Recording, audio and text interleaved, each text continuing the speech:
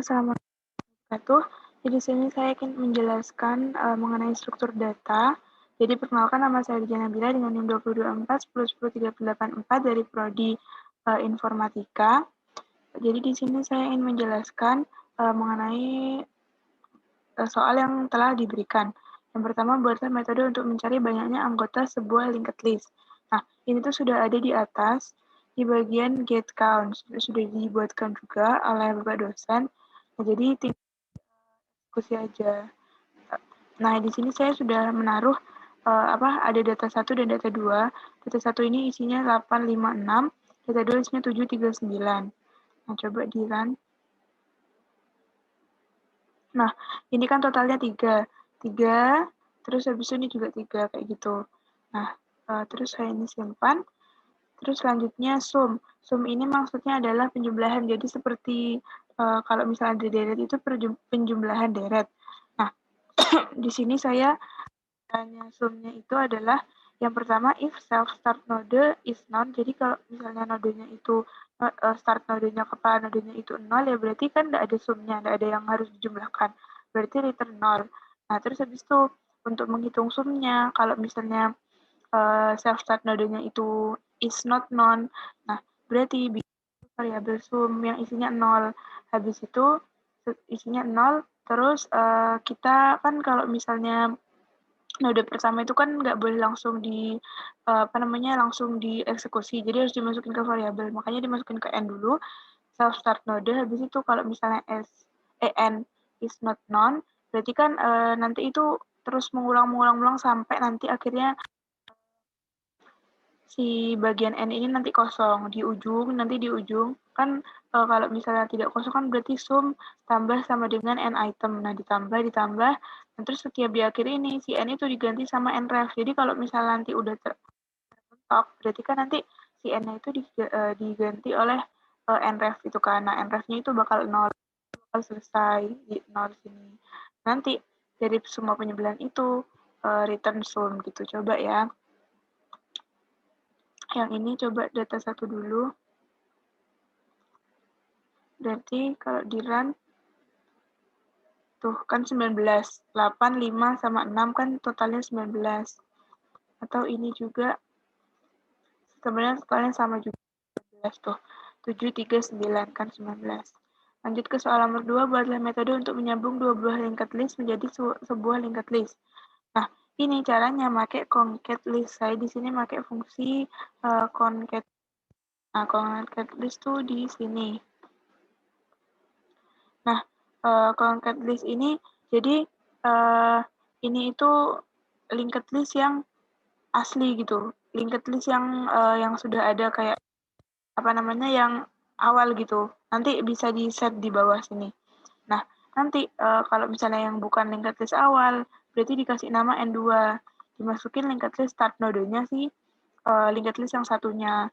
Terus habis itu ketika N2 is not known, ketika ada isinya, berarti di self insert at n2 dot item. Jadi maksudnya itu item di linked list yang kedua ini dimasukkan setelah linked list yang pertama yang sudah ada gitu. Terus habis itu begitu seterusnya sampai nanti n2-nya is none gitu. Nah, contohnya di sini data concat list data 1. Jadi list yang tadi itu merupakan data 1. Terus habis itu N2-nya itu merupakan data 2. Nah, dicoba satu aja mungkin ya. Nah, ini ketika dijalankan, nah, berarti kan nambah. Jadi data pertama tuh 856, terus tambah 739 seperti itu. Terus kalau yang ini juga dicoba, nanti hasilnya akan berbeda. Ya, dijalankan. Nah, ini berarti kan yang data 2 dulu, 739, baru selanjutnya 856. Nah, begitu.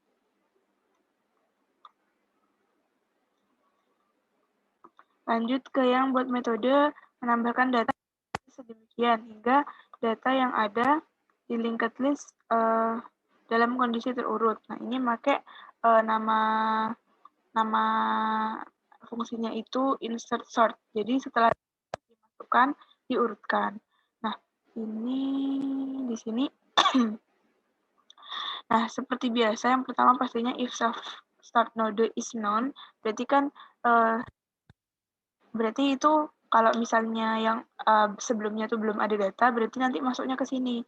Jadi kalau berarti ya data yang dimasukkan ke sebagai node pertama, Terus habis itu kalau bukan, kalau misalnya tinggal tambahkan ya berarti self start node gitu. Berarti nanti dimasukkan. Nah, kayak biasa kayak yang sebelumnya itu deh. Terus habis itu nanti item sama dengan n item. Terus habis itu while n is not known, and data lebih besar daripada item. Jadi di sini mengurutkan kalau misalnya datanya lebih besar dari si n itemnya, berarti nanti insert after item gitu. Jadi nanti diurutkan kalau misalnya datanya lebih besar ditaruh di after seperti itu sampai nanti berurutan. Kayak gitu. Coba contohnya di sini.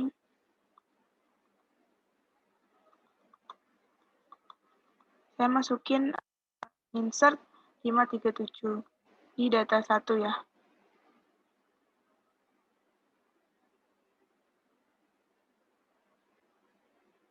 Nah,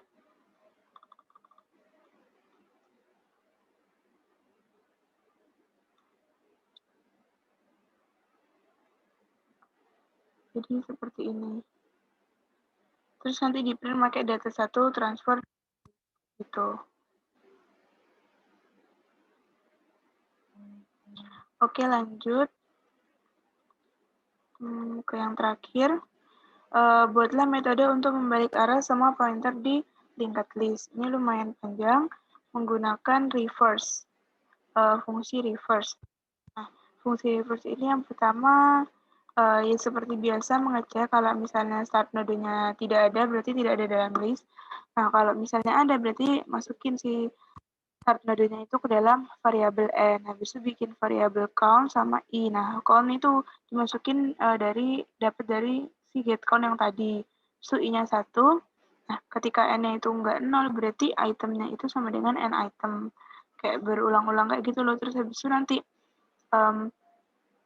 kalau misalnya kayak gitu, terus nanti dihapus di startnya, di awalnya. Terus habis itu j-nya sama.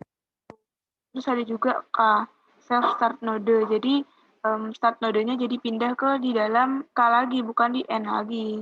Habis itu kalau misalnya K itu tidak is not known, enggak, dan J kurang dari count, habis itu nanti dikurangi. Kalau misalnya nanti sama dengan, berarti nanti di break, seperti itu.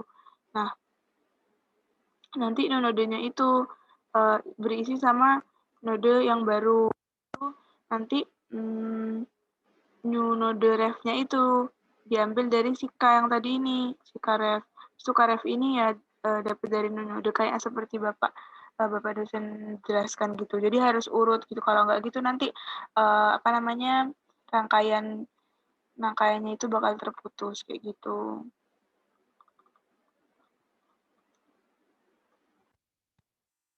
Nah ini.